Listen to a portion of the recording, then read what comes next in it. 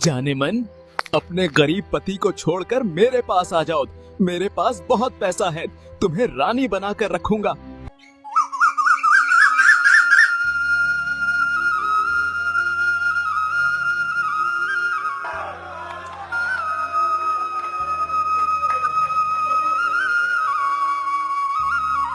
एक बार की बात है, सूरज की नई नई शादी हुई थी। पत्नी का नाम थी कमला। कमला बहुत खूबसूरत थी। सूरज के पास खुद की कोई खेती नहीं थी। वो उस रामगढ़ गांव के जमींदार हरदेव सिंह के यहाँ काम पर जाया करता था। एक दिन सूरज के लिए खाना लेकर कमला खेत जाती है। अरे कमला, तुम क्यों आ गई? मैं आपका कब से इंतजार कर रही थी, आप घर आए ही नहीं, इसलिए मैंने सोचा कि मैं ही खाना लेकर आपके पास चले आती हूँ।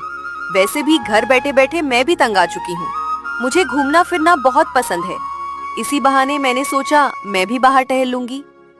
दोनों बात कर ही रहे होते हैं, तभी हरदेव सिंह की नजर कमला पर पड़ती है। वह उसे देखता ही रह जाता है। मन ही मन सोचता है, इस सूरज की पत्नी तो बहुत ही खूबसूरत है। अच्छा, तो इसलिए सूरज ने इतने दिनों तक अपनी पत्नी को घर में छुपा कर रखा था। कोई नहीं, आखिर आज ये मेरे सामने आ ही गई। इतनी खूबसूरत औरत तो हमारे पूरे रामगढ़ गांव में नहीं है। वाकई में सूरज बहुत अच्छी किस्मत लेकर आया है।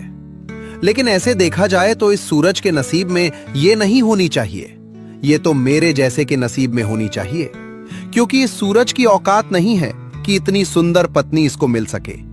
इसकी जगह सूरज के घर नहीं, मेरे घर में है। कुछ न कुछ जुगाड़ करना होगा। अरे सूरज, जरा यहाँ तो आना।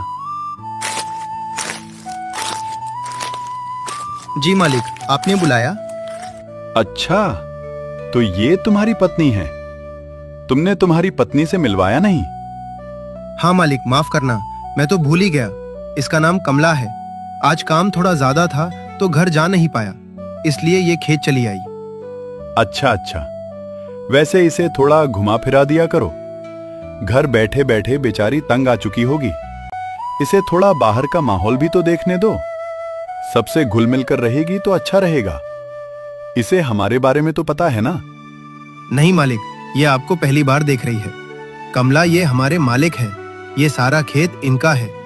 हमारे रामगढ़ गांव के सबसे रईस आदमी है। हमारा घर इनके भरोसे ही चलता है। जी नमस्ते, आपसे मिलकर अच्छा लगा। वैसे आपका बहुत बहुत शुक्रिया। अगर आप ना होते तो पता नहीं घर का गुजारा कैसे हो पाता। वैसे हम तो तुम्हारे अपने ही हैं, है ना सूरज? जी मालिक, आप ठीक कह रहे हैं। अच्छा कमला, तुम जाओ, मैं खाना खा लूंगा। कमला वहाँ से चली जाती है। हरदेव सिंह उसे देखता ही रह जाता है। थोड़े दिन बीत जाते हैं। हरदेव सिंह सूरज से कहता है, अरे सूरज, कल हमारा जन्मदिन है। उसके लिए हमने दावत रखी है। तुम अपनी पत्नी को लेकर जरूर आना। जी मालिक, जरूर। आपने बुलाया, ये तो मेरा सौभाग्य है। मैं जरूर आऊंगा। सूरज, तुम इतने सालों से मेरे यहाँ काम कर रहे हो। तुम मेरे अपनों की तरह हो। तुम्हें तो बुलाना बनता है। और हाँ, कमला को जरूर लेकर आना। इसी बहाने वो हमारा घर भी देख लेगी। जी मालिक, जरूर। दूसरे दिन सूरज कमला को लेकर हरदेव सिंह के घर जाता है। हरदेव सिंह का घर देखकर कमला दंग रह जाती है। इतना बड़ा घर, काश हमारे पास इतना बड़ा घर रहता। ये कितना आलीशान है, यहाँ रहने में कितना मजा आएगा। सचमुच इनके सेठ की तो बात ही अलग है। अरे आओ आओ सूरज, मैं तुम्हारा ही इंतजार कर रहा था। मुझे अभी पता चला। दरअसल खेत में पानी का पाइप टूट चुका है। सारा पानी नीचे बह रहा है। तुम्हें अभी के अभी वो काम करना है, वरना बहुत पानी बर्बाद हो जाएगा। जी मालिक, मैं अभी खेत जाता हूँ। कमला, तुम घर जाओ, मैं थोड़ी देर में आ जाऊंगा। अरे नहीं नहीं सूरज, कमला को क्यों घर भेज रहे हो? उसे यहाँ थोड़ी देर रहने दो। हमारा जन्मदिन है, हमने दावत रखी है। बिना खाना खाए मैं नहीं जाने दूंगा। तुम खेत का काम देख कर आ जाओ। उसके बाद तुम भी खाना खाकर ही जाना। तब तक कमला को यही रहने दो। और इसकी चिंता मत करो, हम हैं ना। हम तो तुम्हारे अपने ही हैं। तुम निश्चिंत होकर जाओ। अगर तुम्हें देरी भी हो गई तो तो मैं कमला को घर भिजवा दूंगा। जी ठीक है मालिक, मैं अभी खेत जाकर आता हूँ। हरदेव सिंह बहाने से सूरज को वहाँ से भेज देता है और कमला से कहता है, और बताओ कमला, तुम्हें हमारा घर कैसा लगा? बहुत ही अच्छा है सेठ जी। इतना बड़ा घर तो मैंने कभी नहीं देखा। सचमुच सब कुछ बहुत बढ़िया है। वैसे कमला, बुरा मत मानना, लेकिन तुम ये कैसी साधारण सी साड़ी पहनकर आई हो? अरे हमारा जन्मदिन है, इतनी बड़ी दावत है, कुछ अच्छा पहन के आती। माफ करना सेठ जी, लेकिन मेरे पास यही कपड़े थे। दरअसल मेरे पास इतनी अच्छी साड़ियाँ नहीं हैं। अरे मुझे कह देती तो मैं तुम्हारे लिए एक क्या 10 साड़ी भिजवा देता। मेरे पास पैसों की कोई कमी नहीं है। वैसे कमला, तुम पर ये साधारण सी साड़ी अच्छी नहीं दिखती। तुम बहुत खूबसूरत हो। तुम्हें तो कोई अच्छी सी जरी वाली साड़ी पहननी चाहिए, जी, जो तुम्हारे लायक हो। हमारा ऐसा नसीब कहाँ कि हमें इतनी महंगी साड़ियाँ पहनने को मिले। हम तो जैसे तैसे अपना घर चलाकर गुजारा करते हैं। वैसे कमला, तुमने सूरज में ऐसा क्या देखा जो इससे शादी कर ली? तुम्हें तो बहुत अच्छा लड़का मिल सकता था, क्योंकि तुम्हें कोई कमी नहीं है। तुम वाकई में बहुत अच्छी हो। जी आप सही कह रहे हैं, लेकिन ये मेरा नहीं, मेरे चाचा का फैसला था। दरअसल मेरे माँ बाप नहीं हैं। मैं बचपन से मेरे चाचा के यहाँ रह रही थी। उनके पास इतने पैसे नहीं थे कि वो किसी अच्छे और बड़े घर में मेरा रिश्ता तय कर सके। सच कहूँ तो मेरा भी यही सपना था कि मेरी शादी किसी बड़े से घर में हो, मेरे पास सब कुछ हो। लेकिन कमला, सूरज तुम्हें कभी कुछ नहीं दे पाएगा। तुम्हारी सारी जिंदगी गरीबी में ही बीत जाएगी। लेकिन अब कर भी क्या सकते हैं सेठ जी, शायद मेरा नसीब भी ऐसा है। हरदेव सिंह मन ही मन सोचता है। इसकी बातों से तो ये लग रहा है इसको फंसाना बाएं हाथ का खेल है। शायद ये भी यही चाहती है। वैसे कमला, नसीब बदल भी जा सकता है। जी सेठ जी, मैं कुछ समझी नहीं। कोई बात नहीं, धीरे धीरे सब समझ जाओगी। तुम एक काम करो, मेरे कमरे में जाओ। वहां मेरी पत्नी की बहुत अच्छी अच्छी साड़ियां हैं। तुम्हें जो भी साड़ी पसंद आए तुम उसे पहन लो, क्योंकि तुम्हारी ये साधारण सी साड़ी मुझे बिल्कुल अच्छी नहीं लग रही। लेकिन सेठ जी, मैं आपकी पत्नी की साड़ी कैसे पहन सकती हूँ? कमला, मेरी पत्नी इस दुनिया में नहीं है। उसे गुजरे हुए तो 5 साल हो गए। उसके कपड़े और गहने ऐसे ही पड़े हैं जिन्हें कोई पहनने वाला नहीं। उसके जाने के बाद मैंने दूसरी शादी नहीं की, क्योंकि मुझे कोई लड़की पसंद ही नहीं आई जिससे मैं शादी कर सकूं।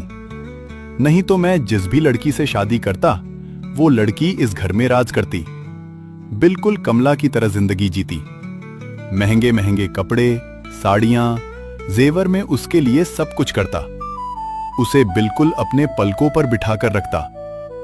अब सबका नसीब तुम्हारी तरह थोड़ी होता है। अब तुम्हारे नसीब में सूरज है जो तुम्हें कुछ नहीं दे सकता, लेकिन जो मेरे नसीब में होती तो मैं उसे कमला की तरह रखता। खैर, अब ईश्वर की जैसी मर्जी।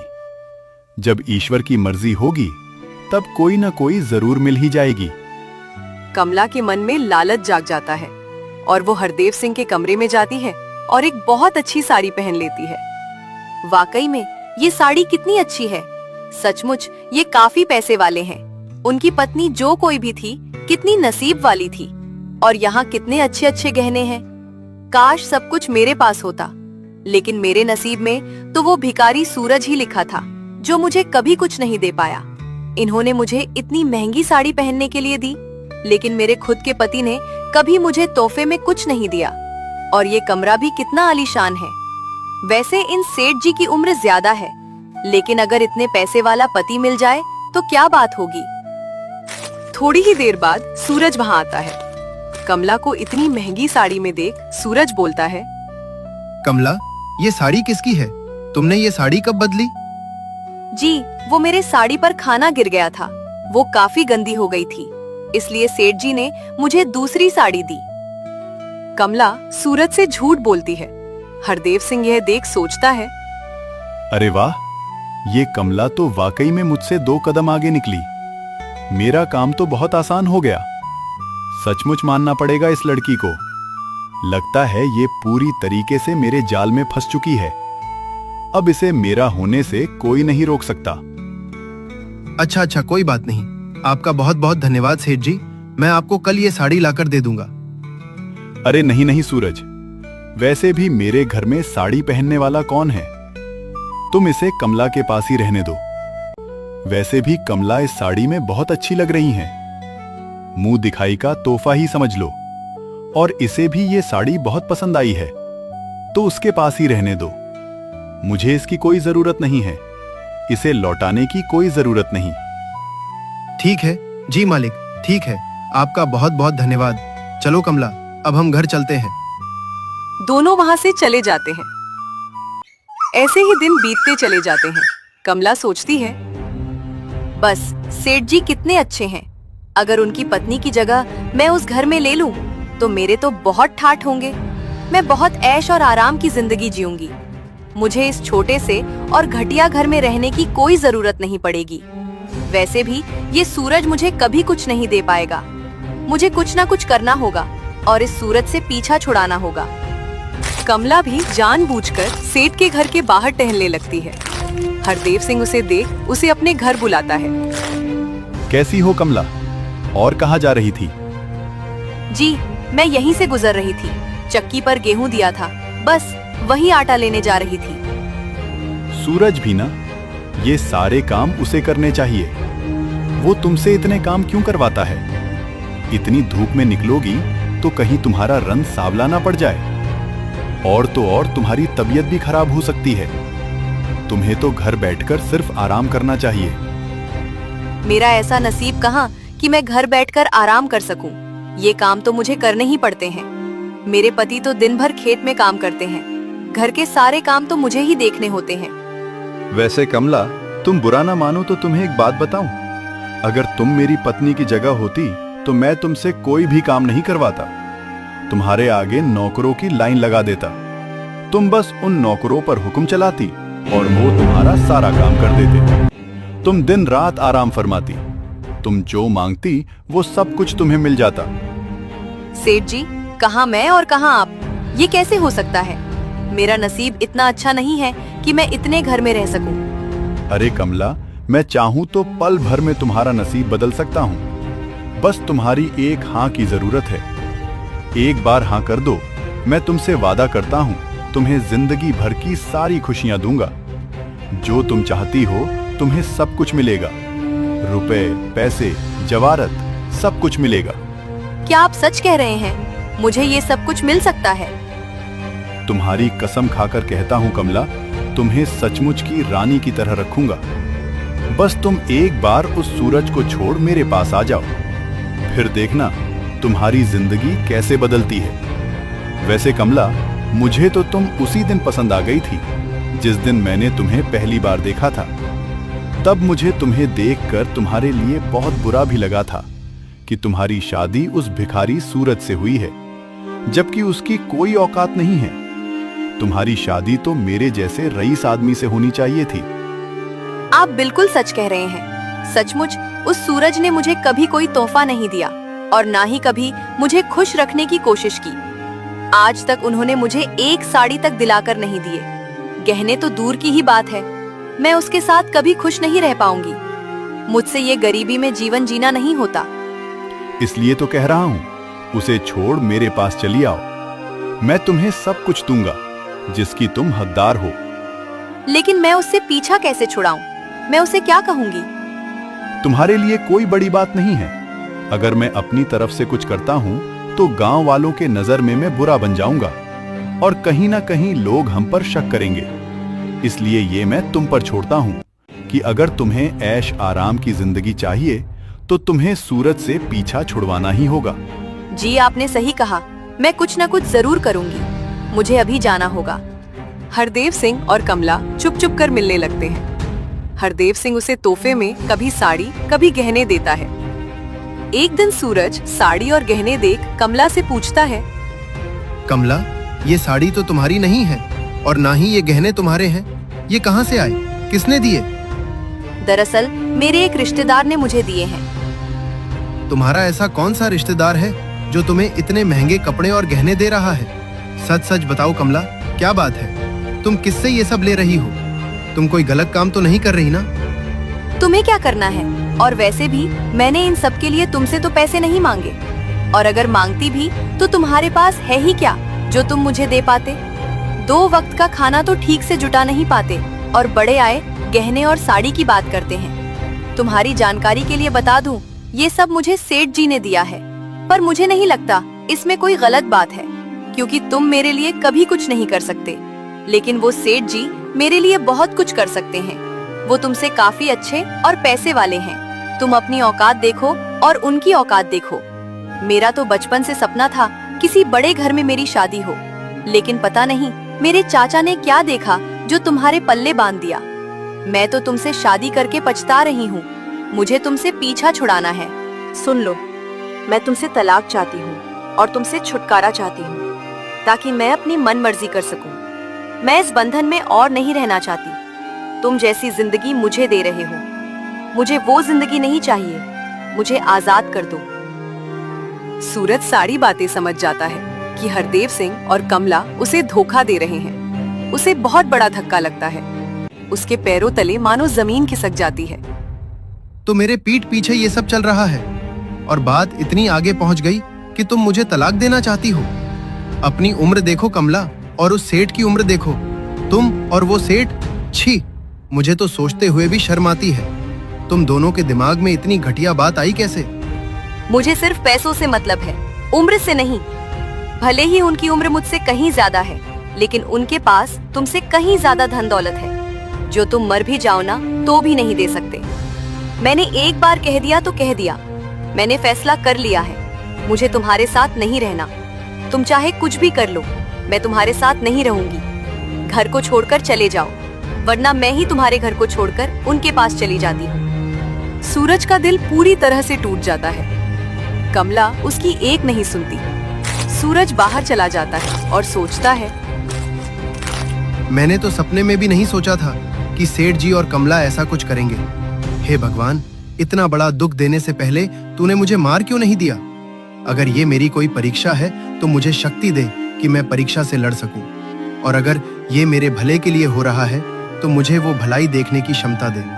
मैं जानता हूँ आप जो भी करते हैं वो भले के लिए होता है, और अगर मुझसे कोई गलती हो गई है तो मुझे क्षमा कर दे।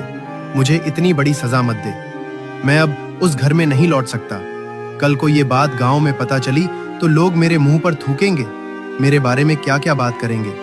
मैं लोगों के ताने नहीं सुन सकता। इससे अच्छा मैं अब दोबारा उस घर में नहीं जाऊंगा। वैसे भी कमला ने तो मुझे ठुकरा ही दिया है। उसे मुझसे ज्यादा पैसे से प्यार है। अब मैं इस घर में और इस रामगढ़ गांव में और नहीं रह सकता। मुझे यहाँ से कहीं दूर जाना होगा। ऐसा कहकर सूरज उस गांव को छोड़कर चला जाता है। बहुत दूर जाने के बाद वह बहुत थक जाता है और लोगों से मदद मांगता है।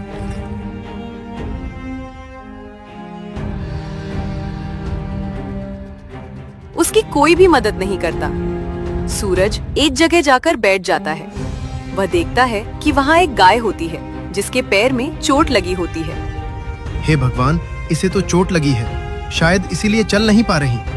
एक काम करता हूँ, इसकी चोट पर पट्टी बांध देता हूँ। सूरज उस गाय के पैर पर पट्टी बांध देता है।